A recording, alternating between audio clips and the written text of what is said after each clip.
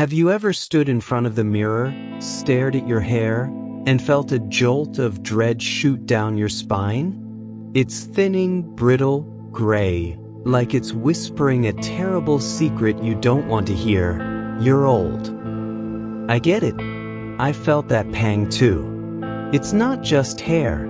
It's your confidence, the spark you used to see in your reflection when you were younger, now replaced by a stranger you barely recognize.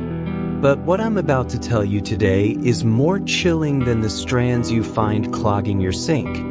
It's not age betraying you. It's the things you do every single day that are silently destroying your hair. And if you don't stop right now, it's only going to get worse. Stick with me, because I'm about to reveal a shocking truth and a fix you'll wish you'd known years ago. Picture yourself as Ellen, a 64-year-old woman I met on this wild journey of discovery. Ellen used to turn heads. Her thick, glossy hair was her crown, her pride. But then, as she crossed into her 60s, everything changed. Her hair started falling out in clumps, thinning so much you could see her scalp under the light. She told me, her voice trembling, "I don't even want to leave the house anymore. Every time I brush my hair, I see handfuls on the comb, like my life is slipping away, strand by strand." Sound familiar? Do you see yourself in Ellen's story?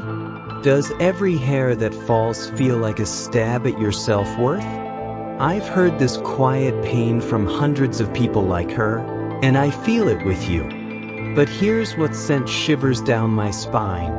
Ellen had no idea that she, not time, was pushing her hair into the abyss. Maybe you're thinking, isn't thinning hair just part of getting older? Doesn't everyone over 60 deal with this? I used to think so too, until I dug into the truth, and what I found made my blood run cold. Listen closely. Your hair isn't falling out just because you're aging. It's falling out because of mistakes you're making every day, mistakes millions of people over 60 are repeating without a clue. Ever wonder why some folks at 70 still have a full head of hair while others, like Ellen, lose almost everything? It's not luck. It's not genes. It's what they're doing differently. And here's the terrifying part. If you don't change course today, your hair might never recover. But don't lose hope. I'm going to show you the way to take back what's yours. Let's step back to Ellen for a moment. When I met her, she was desperate.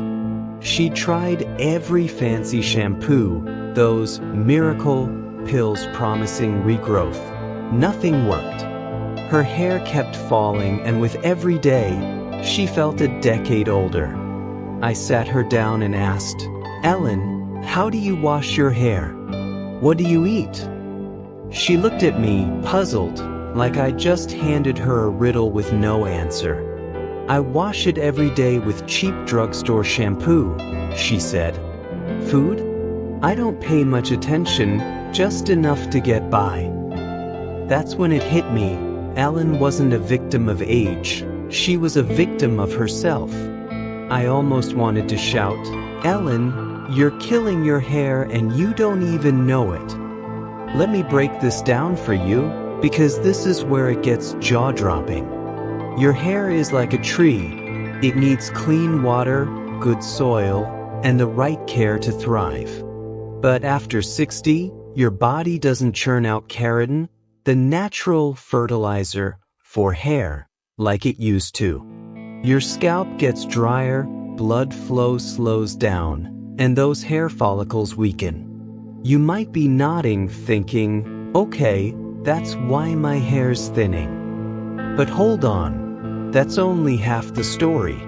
The other half is what's truly horrifying. Your daily habits are turning that weakness into a disaster. Washing with sulfate-loaded shampoo? That's like pouring dirty water on your tree. It strips your hair and makes it fall faster. Blow drying with heat or brushing too hard. You're yanking that tree out by the roots, bit by bit. And if your diet's missing protein or vitamins, sorry, but you're starving that tree to death. I've seen this in hundreds of people like Ellen, and science backs me up. A Harvard study found that 70% of people over 60 with thinning hair aren't losing it to genetics, they're losing it to how they treat it. Does that chill you to the bone yet? Now, picture this. Ellen sitting at her vanity, a comb full of fallen hair in her hand, tears streaming down her face. She thought hope was gone, that age had stolen her hair and her confidence, for good. I couldn't stand seeing her like that, so I stepped in. "Ellen," I said, "you don't have to live like this. I'm going to show you how to save your hair, and it's easier than you think." She looked up at me, eyes red, like I just promised to hand her youth back on a silver platter. And you know what? I delivered, not with magic, but with simple changes anyone can make. This is where the story gets exciting and where you need to pay close attention. I told Ellen to toss out that cheap, chemical-filled shampoo she'd been using. Instead, I handed her a sulfate-free one. Gentle, costs about $10 at Walmart. "Use this," I said. "It won't make your hair fall out more." Then I dug into her diet. Turns out she barely ate eggs, fish, or anything with protein. "Ellen," I told her, "your hair needs food. Start eating eggs for breakfast, or try a biotin supplement. Just 2.5 milligrams a day, dirt cheap." Finally, I showed her a little trick. Every night, spend 5 minutes massaging your scalp with your fingertips. "It's like watering that tree," I explained. "It gets blood flowing to your follicles, waking them up." She stared at me, half believing, half doubting, but she agreed to try. And what happened next will blow your mind.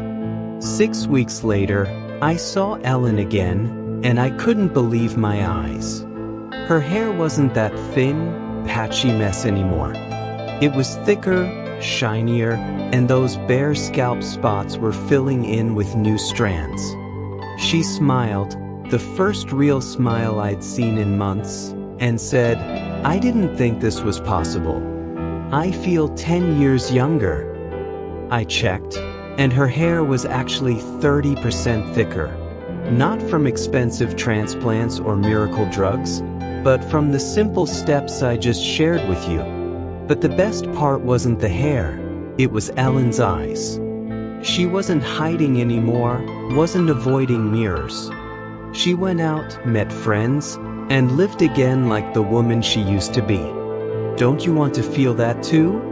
Take a second to think about yourself.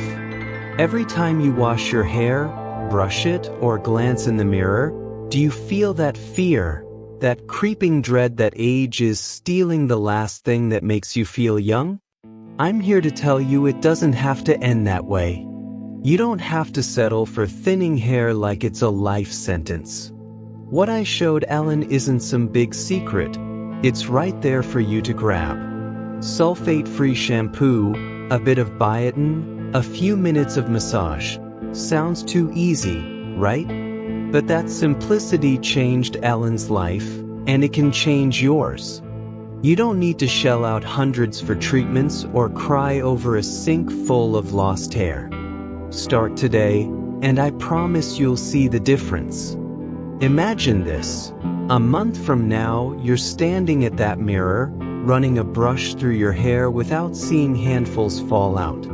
You run your fingers through strands that feel thicker, shinier, and for the first time in years, you smile at yourself. You step outside, head held high, no longer dodging anyone's gaze. That's not a fantasy. That's what Ellen did, and you can too. But here's the scary part.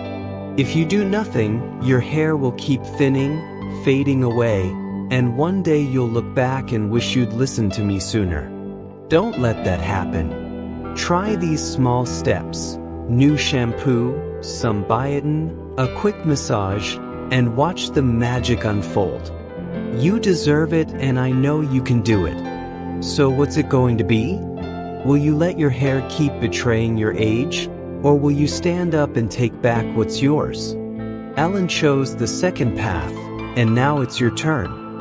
I'll leave it up to you, but I hope you pick the way Alan did, the way hundreds of others have to rediscover themselves. Start today, and the next time you look in the mirror, you won't see a stranger, you'll see you, radiant as ever. You'll wish you'd known this sooner. But don't worry, it's never too late.